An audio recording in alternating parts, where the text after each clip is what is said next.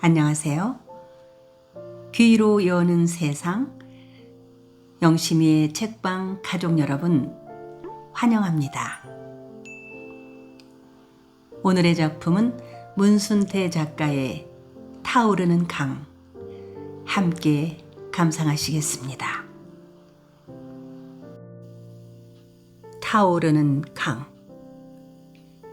문순태 제6부 의병.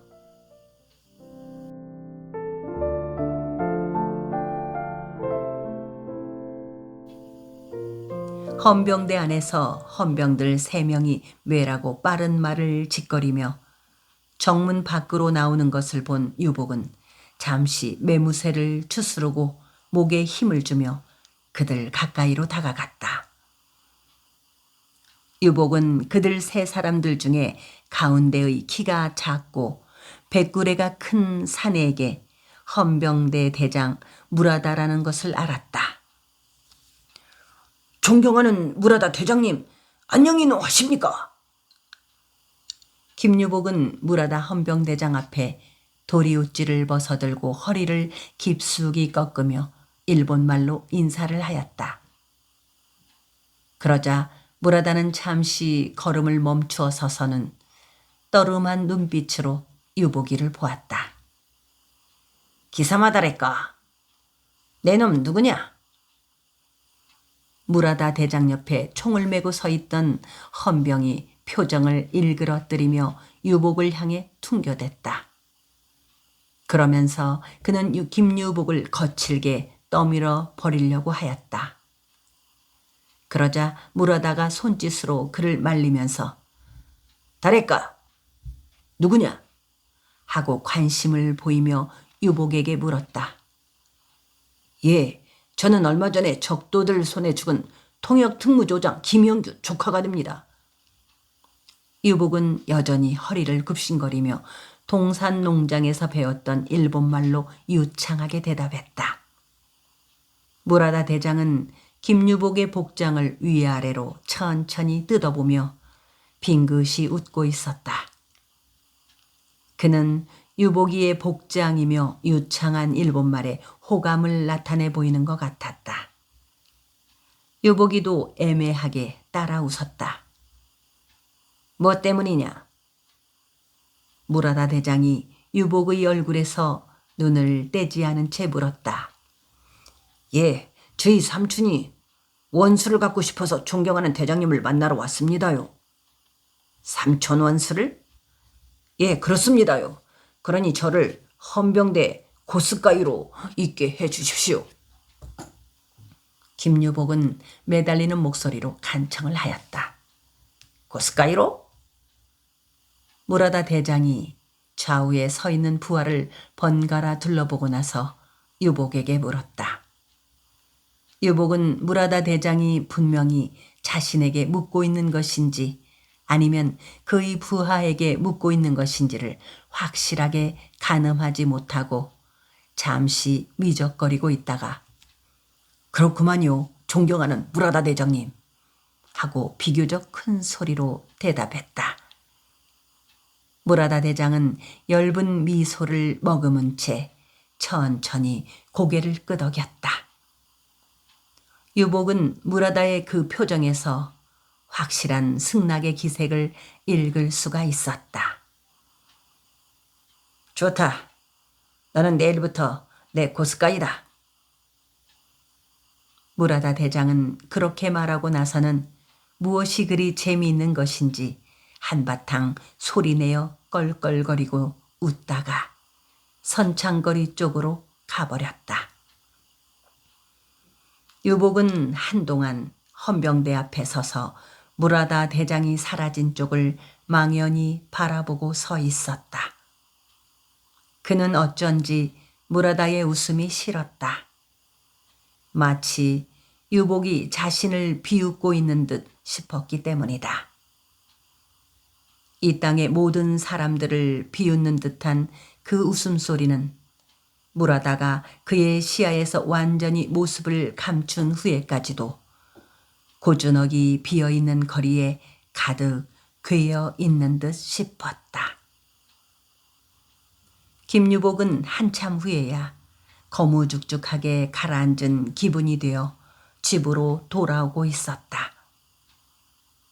내일부터 당장 영산포 헌병대 무라다 대장의 고스가이로 일을 하게 되었는데도 조금도 즐거운 마음이 아니었다.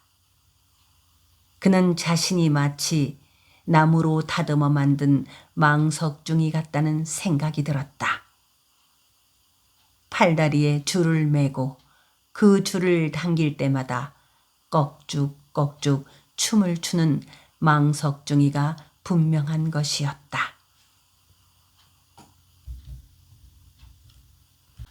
다음 날부터 김유복은 영산포 헌병대에 무라다 대장 고스가이로 일을 하게 되었다. 그가 하는 일이란 무라다 대장의 사무실 소재를 하는 것 외에 그의 잔심부름을 하는 것뿐이었다. 그는 이따금 무라다 대장을 찾아온 조선 사람의 간단한 통역을 해주기도 하였으며 나주 우편소에 우편물을 붙이는 일이나 나주에 있는 금융조합에 돈을 찾으러 가는 심부름도 하게 되었다. 당시 영산포에는 우편소와 금융조합이 없었기에 우편물을 붙이거나 돈을 찾을 때는 영산강을 건너 나주까지 가야만 했다. 그러나 무라다 대장은 중요한 우편물을 붙이거나 큰 돈을 찾을 때는 유복에게 시키지 않고 일본인 헌병을 보내곤 했다. 유복이가 무라다 대장의 고스가이가 되어 헌병대에서 일을 하기 시작한 지 열흘 후에 영산포 헌병대와 나주 다시 출신 최택현이 이끄는 창의병 사이에 큰 싸움이 벌어졌다. 석정리의 의병들이 둔치에 있다는 여마리꾼의 제보를 받고 출동하게 된 것이었다. 헌병대에 의병이 둔치에 있는 장소를 알려온 여마리꾼은 바로 학다리에 사는 일진회의 젊은 회원이었다. 이 싸움에서 의병을 이끌었던 최택현은 40명의 헌병들과 고전을 벌여 최택현 자신은 물론이려니와 그의 아들 윤용, 사촌형 광현, 사촌동생 병현을 비롯하여 집안의 남정 29명을 모두 순절하고 말았다.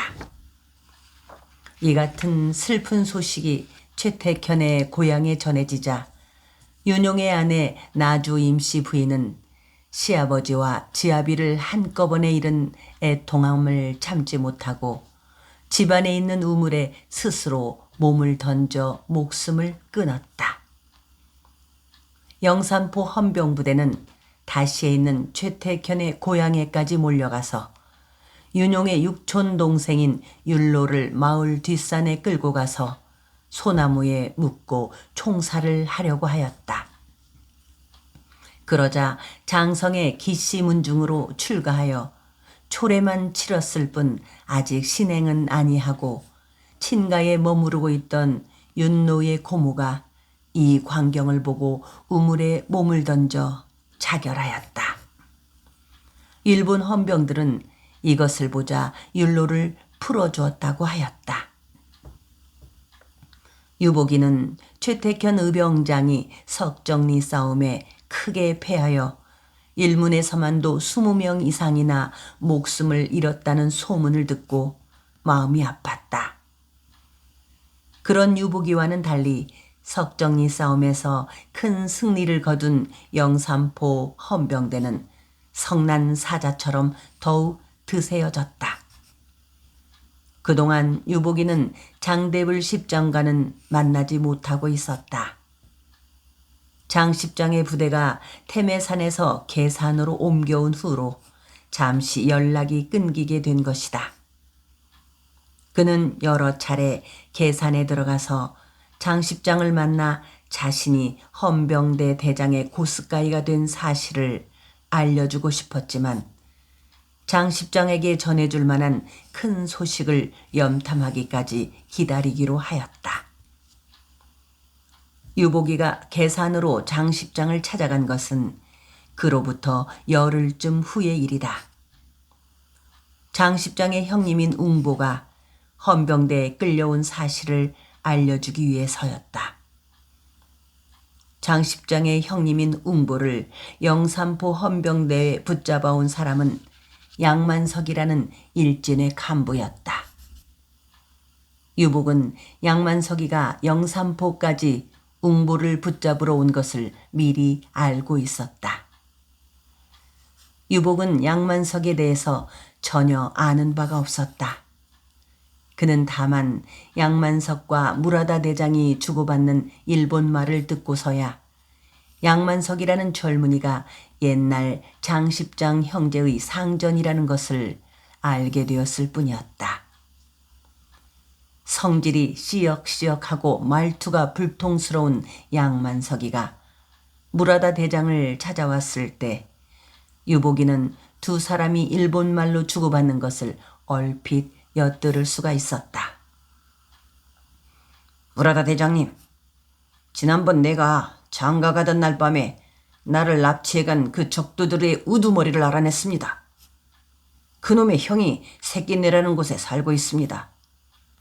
그놈들은 옛날 우리 집의 종놈들이었지요. 그래서 오늘은 그놈들을 잡으러 왔습니다. 새끼네 형놈이 산다고 했을까? 그자가 누구요? 네, 무라다 대장님. 나를 납치해갔던 적도의 우두머리는 장대불이라는 놈이고 그 형놈은 장웅보라는 놈입니다. 장대불이라. 그놈이 새끼네 사는 놈이란 말이요? 그렇습니다, 무라다 대장님. 지금 그놈의 형이 새끼네에 살고 있습니다. 오늘 우리 장인어른한테 똑똑히 들었습니다요.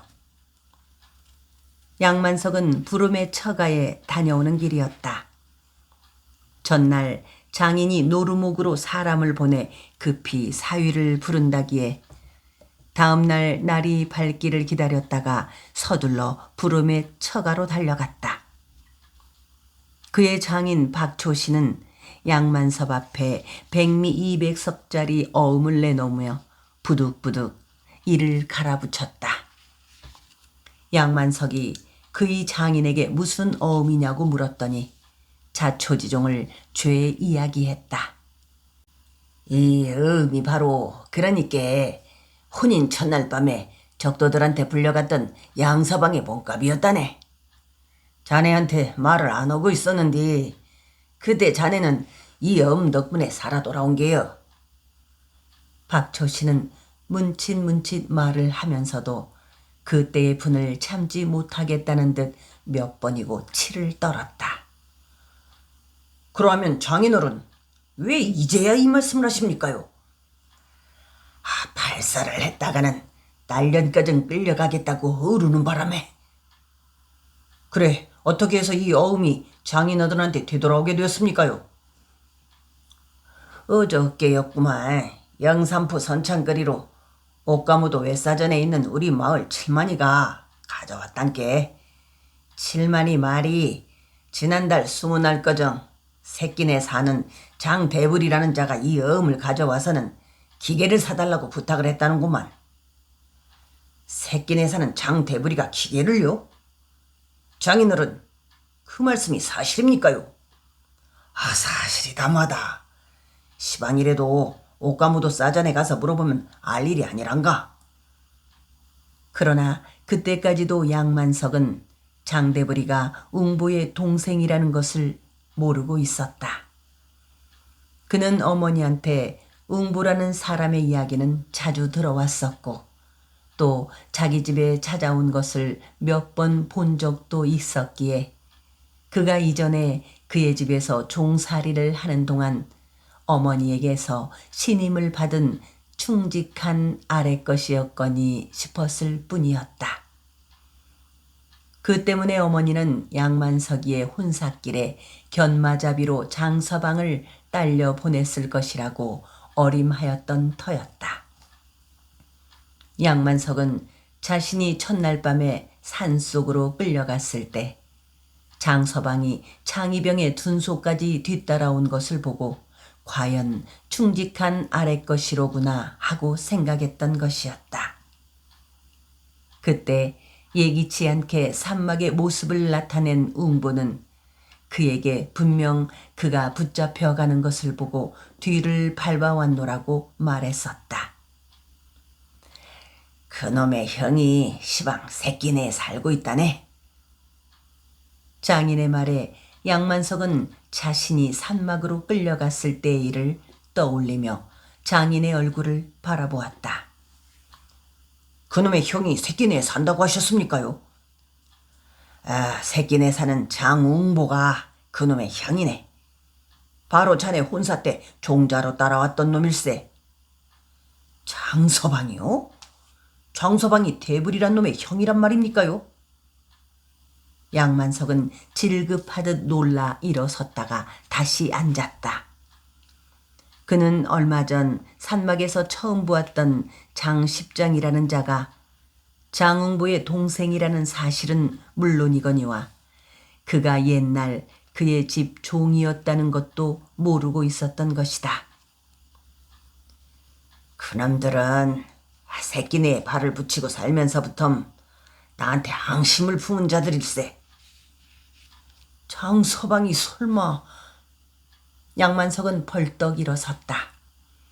그는 장서방을 붙잡아서 물고를 내게 놓으라고 벼르면서 처가를 나섰다.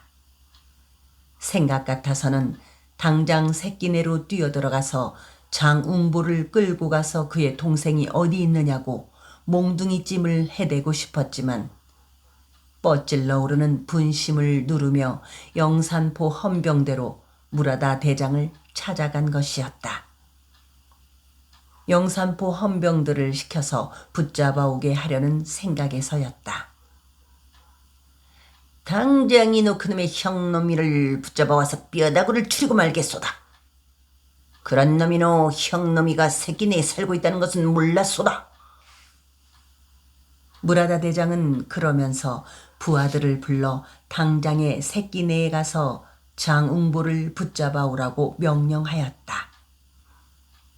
양만석은 헌병들이 웅보를 붙잡아 올 동안에 무라다와 함께 선창거리 요리집에서 술을 마시러 갔다. 웅보는 영산강이 가야금 산조가락으로 울어대는 소리를 아슴하게 들었다. 그 소리는 안개 속에서 울려오는 듯 싶었다. 소리가 점점 희미해지면서 할아버지의 모습이 선명하게 떠올랐다. 할아버지의 이마에 찍힌 불도장이 황금빛으로 빛났다. 웅보는 할아버지를 바라보다 말고 이마의 불도장에서 되쏘아오는 눈부신 황금빛 때문에 눈을 감아버렸다. 그때 할아버지가 그의 이름을 불렀다. 할아버지는 강물 위에 안개 같은 모습으로 떠 있었다. 할아버지가 웅보를 부르며 무섭게 꾸짖고 있는 것 같았으나 할아버지의 목소리를 알아들을 수가 없었다. 할아버지의 목소리는 마치 영산강이 우는 소리처럼 들렸다. 웅보는 번뜩 눈을 뜨고 잠에서 깨어났다. 저녁나절에 느슨하고도 투명한 햇살이 빈틈없이 꽂혀 내리고 있었으나 전신에 으스스한 냉기가 스며들었다.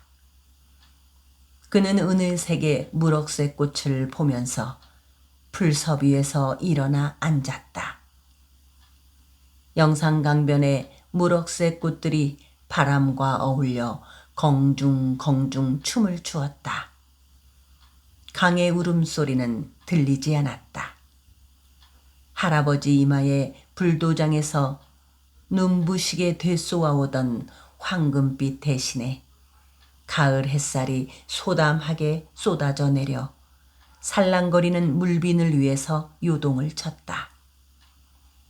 그는 넉넉한 햇살 속에 앉아서 자오록이 출렁이고 있는 영산강을 바라보고 있었다. 그는 잠시 꿈속에서 물 한 개처럼 강물 위에 떠올랐던 할아버지 모습을 돌이켜보려고 하였으나 그의 눈앞에는 햇살과 바람의 움직임만이 어지럽게 출렁거렸다. 웅부는 천천히 일어나서 새끼네 쪽으로 발걸음을 옮겼다.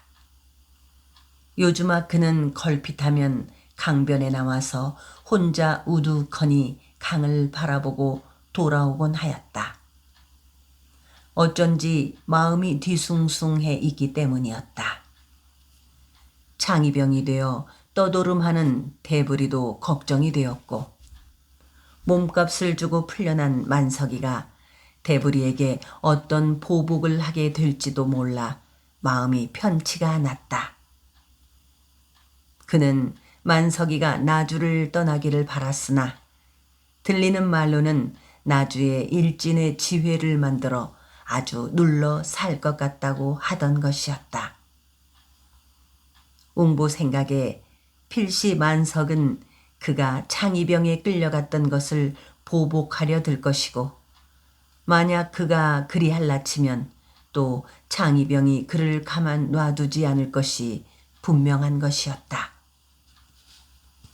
웅보는 대부리와 양만석의 걱정 외에도 목포에 살고 있는 마금예와 개동이 모자가 요즘아 어찌 사는지 궁금하였다. 언제 한번 목포에 갔다 와야겠다고 벼르면서도 언제나 마음뿐인 것이었다. 햇살이 사유어가기 시작하자 계산의 검은 산 그림자가 영산강에 길게 뻗치었다. 웅보는 집을 향해 걸음을 빨리 했다. 그가 마을 앞 두껍다리에 이르러 보니 헌병들 대여섯 명이 총을 메고 새끼네 다리를 건너 마을로 들어서고 있었다. 웅보는 두껍다리를 건너다 말고 어쩐지 섬뜩한 예감이 들어 잠시 걸음을 멈추고 서서 헌병들이 가까이 오는 것을 바라보고 있었다. 웅보라는 사람의 집이 어디 있을까? 두껍다리 가까이 온 헌병 하나가 웅보를 향해 불컥거리는 목소리로 물었다. 웅보는 일본 헌병의 입에서 대부리가 아닌 자신의 이름이 튕겨나오자 섬뜩 놀랐다. 그러나 그는 놀라는 얼굴을 나타내지 않고 침착하게 그 사람을 왜 찾으십니까요? 하고 물었다.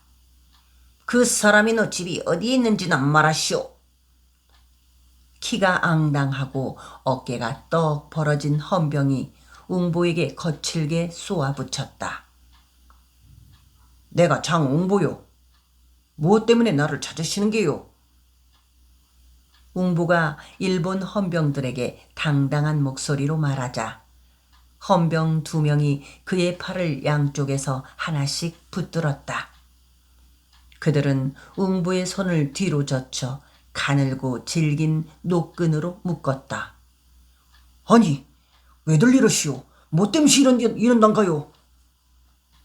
웅보는 엉겹결에 당한 일이라 어찌할 바를 모르고 큰 소리로 따져 묻기만 하였다. 그러나 헌병들은 그의 묻는 말에는 대꾸도 하지 않은 채 다짜고짜로 총부리로 등을 떠밀며 끌고 갔다. 그는 집에 와병 중인 노무한테 인사나 여쭙고 오게 해달라고 통사정을 해보았으나 그들은 들은 척도 하지 않았다. 웅보가 헌병대원들에게 끌려가고 있을 때 새끼네 사람들 중 아무도 그것을 보지 못했다. 웅보는 영분도 모른 채 헌병대에 끌려와 유치장에 갇힌 몸이 되었다. 웅보를 끌고 간 헌병들은 그를 유치장에 동댕이 친 다음 서너 명이 한꺼번에 달려들어 주먹질을 하여 넘어뜨린 후에 마구 발길질을 하였다. 웅보는 몸을 웅크리고 엎드려서 비명을 질렀다.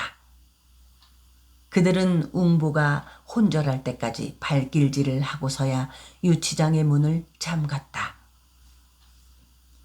양만석이가 유치장 안에 몸을 추스리지 못하고 널브러져 있는 웅보 앞에 얼굴을 나타낸 것은 다음 날 아침이다. 양만석은 간밤에 무라다 대장과 함께 밤이 늦도록까지 선창거리에 새로 생긴 요리집 미락에서 기녀를 끼고 노닥거린 탓으로 눈에 핏발이 돋아 있었다. 웅보가 유치장에 싸늘하고 눅눅한 땅바닥에서 진흙처럼 엉켜붙은 모습으로 벽에 등을 기댄 채 어슷하게 앉아 있는데 만석이가 핏발이 선 눈으로 나타났다. 웅부는 유치장 문이 열리는 소리에 힘겹게 고개를 들고 눈을 떠보았다. 그의 앞에 만석이가 서 있는 것을 발견하고 유치장 벽을 짚고 비척거리며 일어섰다. 그리고 매달리는 눈으로 만석이를 바라보았다. 그는 만석이가 자신을 돕기 위해 온 것으로 생각하고 감격했다. 웅보는 만석이에 대한 고마움 때문에 눈물이 솟구치려고 하는 것을 애써 참았다. 그때 웅보는 필시 만석의 어머니 유씨 부인이 그를 돕기 위해 아들을 보냈을 것으로 생각하였다. 서방님이 오셨구만요. 웅보는 비척거리며 만석이에게로 다가갔다. 그리고 너무 감격하여 만석이의 손을 잡으려고 하였다. 그러나 순간 만석이는 손으로 웅보의 가슴을 거칠게 떠밀어 버렸다. 웅보는 유치장 바닥에 허물어지고 말았다. 땅바닥에 허물어진 웅보는 놀라움과 의아스러움이 엉킨 눈으로 만석이를 쳐다보았다. 만석은 팔짱을 끼고 꼿꼿하게 서서 웅보를 휘어보고 있었다. 자네 동생 장대불이란 놈이 어디 있는지 말해보게. 만석이가 웅보를 노려보며 거칠게 윽박지르는 목소리로 물었다. 그제야 웅보는 만석이가 자기를 도와주기 위해 온 것이 아님을 알고 가슴이 덜컹 내려앉았다. 그는 자신을 붙들어 온 사람이 바로 양만석이라는 것도 짐작하였다. 대불이란 놈이 어디에 있는지 묻고 있지 않는가? 대답을 하지 않고 있자 만석이가 후려치는 목소리로 다그쳤다. 서방님께서 주위 동생 놈을 왜 찾으시는 거라오? 웅보는 만석이가 무엇 때문에 대부리를 찾는 것인지를 불을 보듯 환히 알고 있으면서도 그렇게 묻고 있었다. 장사방은 나를 끌어갔던 놈이 자네 동생 놈이라는 것을 왜 숨겼는가? 장사방도 그들 적도들과 한패가 분명한 게지. 장서방은 그때 태매산으로 나를 뒤따라온 것이 아니라 동생 놈을 만나러 왔던 게지. 그리고 장서방은 내가 혼인하는 것을 알고 적도인 동생 놈에게 나를 납치하라고 은밀히 연락을 해준 게지. 만석은 웅보를 후려칠 기세로 핏발친 모습으로 눈심지를 빳빳하게 세워 쏘아보며 물었다. 아니로구만요. 동생 놈을 만나러 갔던 것은 사실이나 서방님을 납치하라고 이러지는 않았구먼요. 제가 어찌 그런 짓을 할 수가 있간디요. 이놈이 동생 놈을 찾아간 것은 서방님을 풀어줍사 하는 부탁을 하려고. 웅보는 말을 하다 말고 갑작스럽게 목구멍이 꽉 메어오는 듯한 기분이 되어 눈을 감아버렸다. 그는 만석이가 자신의 속내를 몰라주는 것이 슬펐던 것이다. 수작 부리지 말게. 나는 그래도 자네가 우리 부모님께 충직한 종이었다는 이유 때문에 이렇게 좋은 말로 대해주고 있는 것일세. 그러니 내 비 상하게 하지 말고 자네 동생 놈이 있는 곳을 냉큼 대게. 태매산에서 어디로 옮겨갔는지 말하지 않으면 자네 목숨이 온전치 못할 걸세. 자, 어서 좋은 말로 할 때 선선히 대답을 하게. 그러면서 만석은 팔짱을 낀 채 잠시 유치장 안을 서성거렸다. 웅부는 말없이 만석이의 뒤통수를 쳐다보았다. 냉큼 동생놈이 있는 곳을 대게. 만일 끝끝내 입을 열지 않겠다면 자네는 살아서 돌아갈 수 없을 것이야. 만석이가 몸을 돌려 웅보를 찍어보며 다시 을러댔다. 웅보는 순간 죽은 양진사가 다시 살아난 듯한 기분에 온몸에 소름이 돋으면서 오싹해졌다. 그는 어렸을 때 양진사가 웅보의 할아버지와 아버지를 윽박지르는 양을 여러 차례 보아왔었다. 그리고 지금 그는 자신을 을러대고 있는 만석에게서 죽은 양진사를 발견한 것이었다. 그때 동생 놈을 보고는 아직 소식도 모르고 있구만요. 웅보는 고개를 숙이며 찾아 들어가는 목소리로 말했다. 자네하고는 그래도 내통이 있을 것이 아닌가? 믿어주셔요. 내통이라니 당치도 않구먼요. 동생 놈이 그러고 나다는 것은 원치 않습니다요. 참말입니다요. 서방님, 그러니 이놈을 놓아주시오. 저희 노모님이 편치 않습니다요. 그러고 식구들은 이놈이 여기에 잡혀와 있는 것도 모르고 있습니다요. 암만 이놈을 족대기 쳐봤자 동생 놈이 어디 있는지 알아내실 수가 없을 게로구만요. 이놈이 알아야 말씀을 해듭죠. 웅보는 간절하게 사정을 하였다. 장서방이 끝내 동생 놈이 어디에 있는지 발설하지 않는다면 헌병들이 자네를 살려두지 않을 걸세. 자네 코를 뚫어서라도 끌고 댕김시롱 동생 놈을 찾아내고야 말게야. 그러면서 만석이는 한참 동안이나 웅보를 후벼보고 나서 유치장에서 나갔다. 유치장 나무 살창 위로 가을 햇살이 비스듬히 꽂혀내리고 있었다. 웅부는 집안 식구들에게 자신이 헌병대에 붙잡혀와 있다는 것을 알릴 도리가 없음이 답답했다. 지금쯤 그를 찾아 새끼네 안통을 발칵 뒤지고 있을 것이라고 생각했다. 햇살이 나무 창살을 통해 유치장의 흙바닥까지 흘러들어올 무렵에 웅보는 그에게 주먹밥을 가져온 유보기를 만날 수가 있었다. 처음에 웅보는 유보기를 알아보지 못하였다. 장십장님께 이 소식을 알려드릴까요?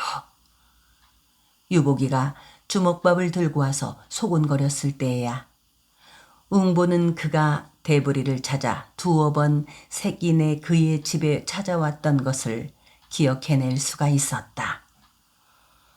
아니, 자네는 아무 말씀 마세요. 어쩌구라오? 지가 장십장님께 알릴까요? 유보기는 유치장 밖을 두려두려 둘러보며 겨우 들릴락 말락한 목소리로 소곤거렸다.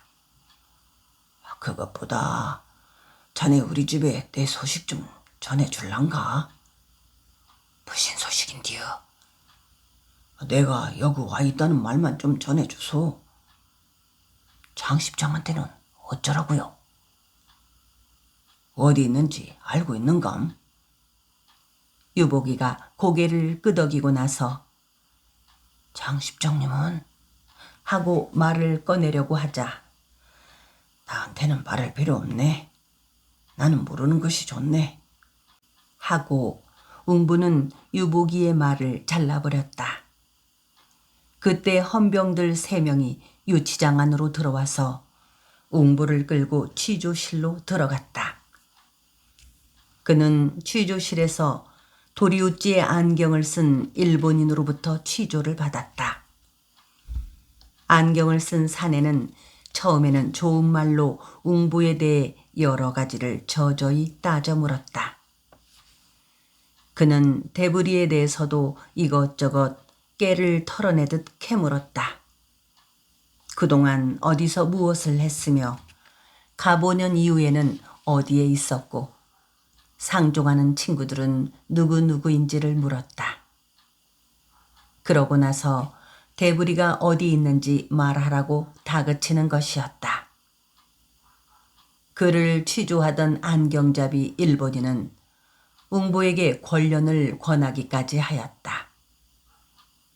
안경장이 옆에 만석이가 나무의 장의자에 앉아 있다가 웅보의 권련에 불을 붙여주었다. 웅보가 서너 모금 담배 연기를 빨아들였을 때 안경잡이가 말끄러미 그를 바라보았다. 자, 어서 장대부리가 있는 곳을 말하시오. 태매산에서 어디로 갔소? 안경잡이가 물었다. 모르는 일입니다요. 웅보는 똑같은 말을 10번도 더 되풀이하였을 뿐이었다. 그렇시오. 죽여버린다. 안경잡이가 꽥 소리를 질렀다. 그러면서 그는 큰 소리로 취조실 밖에 있는 헌병들을 불러 웅보를 고문하라고 일렀다. 헌병들은 웅보의 두 다리를 동여매어 놓고 정강이 사이에 2개의 실팍한 작대기를 꿰어 그 한쪽 끝을 좌우로 벌리어 가면서 잡아 젖히는 가세줄이 고문을 하였다. 웅보는 정강이가 빠개지는 듯한 아픔 때문에 거듭 비명을 질렀다. 그는 어금니를 악물고 아픔을 참으려고 하였지만 자기도 모르는 사이에 비명을 쏟아내고 있었다. 웅보는 육신의 고통을 참아내기가 어려울 때마다 할아버지를 생각하였다. 할아버지의 이마에 불도장이 찍힐 때를 생각하면서 자신의 고통을 이겨내려고 하였다. 그리고 할아버지가 숨을 거둘 때 벌겋게 달구어진 인두로 자신의 이마에 찍힌 불도장을 지울 때를 떠올리곤 하였다. 할아버지의 이마에 찍힌 불도장은 웅보에게 큰 위안이 되어 주었다. 그때마다 그는 할아버지의 불도장은 어쩌면 그 자신의 마음속에도 깊고 크게 찍혀져 있는 것인지도 모른다고 생각했다.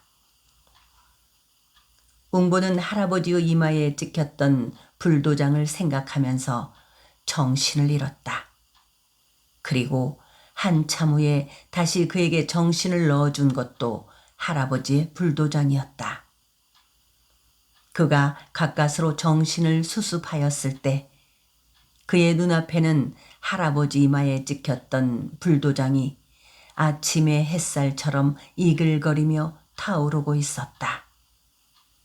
그 순간 웅보는 할아버지에게 설사 목숨을 잃는 한이 있어도 비겁쟁이가 되지 않겠다고 약속하였다. 그는 할아버지와 약속을 하고 나자 다소 두려움이 사그라지면서 마음이 편안해지는 것 같았다. 유복이가 새끼네 웅보의 집에 가서 그가 영산포 헌병대에 붙잡혀 있다는 소식을 전한 것은 이틀 후였다. 그 이틀 동안 새끼네 사람들은 웅보가 짐작했던 대로 영산강변을 샅샅이 뒤져보기도 하고 구진포 배나무 주막으로 난초를 찾아가서 행방을 수소문해보기도 하였으나 허탕을 치고 돌아와 먼 산만 바라보고 있던 참이었다. 우암이 큰아버지께서는 아무 일도 없구만요. 헌병들은 단지 우암이 아버님에 대해서 조금 알아보고 싶은 것이 있습니까띠요. 그러니 걱정 마시고 사나흘 동안만 기다려 보시오.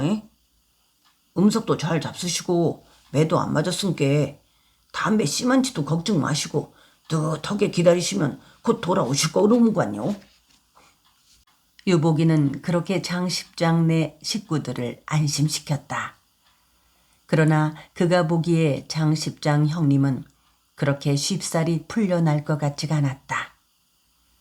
장십장 형님은 날마다 한두 차례씩 물매질을 당하고 있는 것이었다. 그러면서도 몸가짐이 흐트러짐 없이 꿋꿋하게 이겨내고 있었다. 유복이가 보기에 이대로 내버려 둔다면 장십장 형님은 앞으로 며칠을 더 넘기지 못하고 숨을 거두게 될 것 같았다. 그날 아침 유복이가 주먹밥을 가지고 유치장 안으로 들어가 보았을 때도 그는 제대로 땅바닥에 일어나 앉지도 못하였던 것이다. 유복이로부터 남편 소식을 전해들은 쌀분이는 우아미를 끌어안고 훌쩍거렸다. 큰 방에 누워있던 웅보 어머니가 방문을 열고 내다보자 쌀분이는 얼른 몸을 돌려 눈물을 닦았다. 어머니에게 아들이 헌병대에 붙잡혀 있다는 것을 숨기고 싶었기 때문이다. 쌀분이는 어머니에게 아들이 목포에 다니러 갔다고 거짓말을 하고 있었다. 그러자 어머니는 다음 날부터 애타게 웅보를 기다렸다. 그의 어머니는 웅보한테서 개동이의 소식을 듣고 싶었던 것이다. 유복이는 다시 한번 장십장 식구들을 위로하고 서둘러 발걸음을 돌렸다. 유복이가 돈들막을 내려오고 있을 때 숨을 헐떡거리며 우아미가 뛰어왔다. 큰어머님이 헌병대에 따라갔다 오라고 했으니까 한끈에 가더라고. 우아미가 유복이보다 서너 걸음 앞서 걸으며 말했다. 유복이는 걸음을 멈추었다. 헌병대는 못 오게. 큰아버지 얼굴이라도 보고 오려고. 걱정 말고 그냥 돌아가 있으란께. 큰아버지 걱정 말고 큰어머니 위안이나 잘 해드려. 나는 시방 헌병대로 가는 길이 아니로구먼. 유복이는 우아미를 냉정하게 뿌리쳤다. 그러자 우아미는 무르춤이 서서 시큰둥한 눈으로 유복이를 보았다. 뭐 그렇다면 나 혼자라도 큰아버지를 만나러 가야 쓰겠구먼. 그러면서 우아미는 유복이를 씨식잡다는 표정으로 흘겨보았다. 그러지 말고 집에 들어가 있으란께. 내가 어디 좀 갔다가 내일이나 모레쯤에 다시 올 텐께 그때 가더라고. 유복이는 우아미한테 툭박지게 내지르고 나서 돈단을 내려가 진포리 쪽으로 반달음을 쳤다. 유복이는 잡목의 가지와 풀잎들을 헤치고 허위허위 장십장이 있는 계산으로 올라갔다. 산으로 높이 올라갈수록 영산강의 물줄기가 길게 한눈에 들어왔다. 긴 물줄기의 강은 마치 비단을 펼쳐놓은 것처럼 아름다웠다. 더욱이 가을의 윤기 나는 햇살 속에 깊게 굽이쳐 펼쳐진 강은 명주배를 햇볕에 말리는 것처럼 눈이 부셨다. 유복이는 영산강변에 살면서도 이렇게 긴 강의 물줄기를 한눈에 내려다본 것은 처음이다. 그동안 몇 번 계산에 올라와 본 일은 있었지만 아무 생각 없이 건성으로 바라보았을 뿐이었다. 그리고 강은 무서운 것만으로 생각해왔다. 유복이는 영산강이 홍수로 범람하여 북덩물이 온 들판을 휩쓸어버린 때를 여러 차례 구경해왔기 때문에 강은 늘 두려운 존재였다. 그는 자라오면서 자신이 큰 북덩물에 떠내려가는 꿈을 10번도 더 꾸었다. 그런 꿈을 꾸고 난 날은 어쩐지 영산강 쪽에 나가고 싶지도 않았다. 강이 더 무서워진 것 때문이었다. 그런 강이 지금 그의 눈에는 햇볕 속에 널어놓은 명주배처럼 아름답게 보이는 것이다. 지금껏 그에게 아무도 강의 아름다움에 대해서 이야기해 주지 않았다. 이범산 아래서부터 강을 따라 영산포까지 오게 되었다는 그의 아버지도 강의 아름다움에 대해서는 한마디도 말해주지 않았다. 김유복은 영산강의 긴 물줄기를 오른쪽으로 비껴 내려다보면서 계산 봉우리로 추어 올라갔다. 장십장이 이끄는 창의병의 두 녀은 바로 영산강이 나주에서부터 광탄의 넓은 물줄기를 이루면서 영산포로 휘어 들어오는 모양이 한눈에 내려다 보이는 계산의 동쪽 산마루에 있었다. 이곳에 둔치하고 있으면 나주와 영산포 쪽의 장황이 발뿌리 아래로 확연히 내려다 보여 일본 군사의 움직임에 용이하게 대처할 수가 있었다. 유복이는 계산으로 올라가면서 산꼭대기의 둔소에서 창의병들이 그가 올라오고 있음을 환히 내려다보고 있을 것이라 짐작하고 얼핏 고개를 들어 상수리 나무의 우둠치 위로 뾰조록이 모습을 내민 산정을 올려다보곤 하였다. 김유복이가 남벌창이가 되어 둔소가 있는 산 꼭대기 조금 못 미쳐 큰 바위 등거 위에 올라가 잠시 숨을 돌리고 있는데 그가 올라오는 것을 내려다보고 있던 서거칠이가 한다름에 뛰어내려왔다. 야, 여기까지 올라오는 유복이 내 꼬락서니가 꼭 구덕이 똥통 기어 올라오는 게 많기로 꼼질꼼질 하더라. 서거칠이가 유복이의 옆에 와서 반가움을 표시하며 실실거렸다. 나이는 서거칠이가 유복이보다 한 살이 더 많았으나 그들은 지금껏 서너 차례밖에 만나지 않았는데도 너냐 나냐 하는 찐덥진 친구가 되었다. 영산강 경치가 하도 좋아서 싸먹싸먹 올라왔구먼. 산에서 내다보니까 저렇게도 부드럽고 조용한 영산강인데 홍수가 났다 하면은 사나워지니원. 유복이는 참나무 가지들 사이로 강을 내려다보며 중얼거렸다. 그러니까 저 강물 속에는 소녀같이로 예쁜 저자와 사자같이 무서운 야수가 한끈에 살고 있다고 하느냐. 말을 하면서 서거칠이도 청량정 아래로 휘움하게 굽어도는 강줄기를 내려다보았다. 강은 사람이라고더라. 서거칠이가 영산강을 내려다보며 말했다. 강이 사람이라고? 그려, 우리 장십장님이 그러시더란께. 장십장님 할아버지가 그랬었고 장십장님 형님이 그러셨던구만. 서거칠이가 장십장 형님 이야기를 해서야 유복이는 아차 나봐라 하고 자신이 계산으로 달려온 것을 깨우치며 서둘러 산정으로 올라갔다.